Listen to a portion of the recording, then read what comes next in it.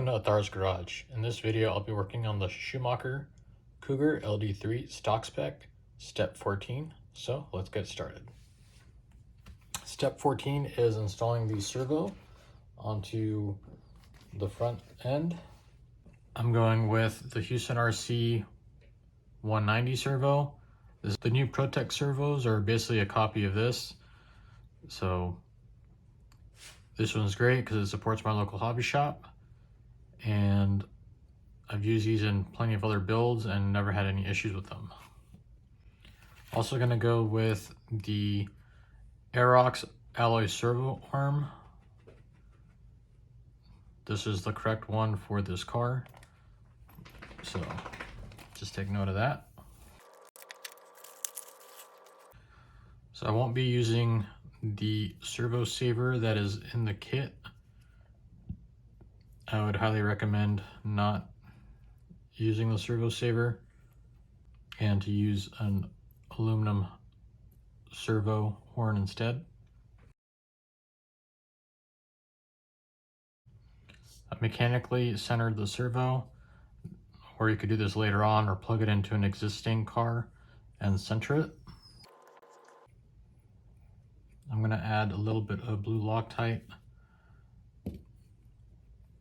on the clamping screw as well as the screw that holds on the servo horn. Just a little bit, not too much. Then we're going to use an M3x8 button head screw to install the servo horn. And like I said, I'm going to put a little bit of blue Loctite on here. A lot of people don't do this. I highly recommend it because I do see these screws back out and it'll ruin your race.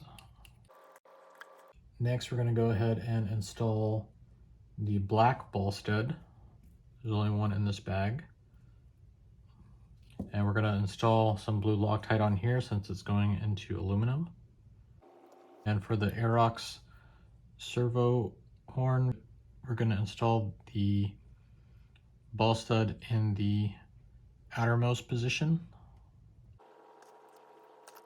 So in bag 14, or in step 14B, it tells us to have the distance from the mounting position here to the top of the spline at 16.75. Off camera, I measured this before I started. My measurement was roughly 14.75. So I'm going to need all the washers or spacers that came in the kit. These are 1mm thick washers. So I'm going to install 2 on each side to get the proper spacing. So you'll have to check with the servo that you're using how many spacers you might need to use. I don't personally like the way Schumacher does its servo mounting. I think it's not the best way, just because it kind of mounts the servo high up and at an angle, where most servos are usually mounted flat. Your CG is a little higher. So that's just my take. Let's go ahead and pop on the servo link. So it came with 8 screws. Looks like there's 4 M3x10 button head screws and 4 M3x12 button head screws. So since I'm using 2mm of spacers, I'm going to use the longer screws. If you don't use any spacers, use these shorter screws. So I'm going to go ahead and install a washer on each screw, and then I will continue. All right, so I'm going to go ahead and mount the screws up to the servo and then install the shims. Otherwise it's kind of hard to do that.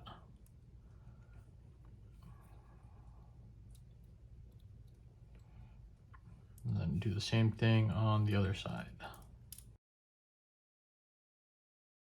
They want you to install the servo in the highest, most position possible.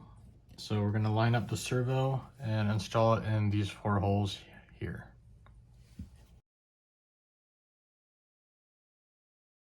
So what they mean by installing the servo as high up as possible is that there's a little bit of play in the mounting of the servo.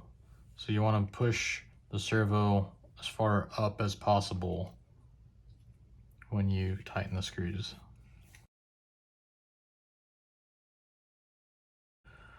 Probably would have been a good idea to install the servo link first, but we can go ahead and do that now.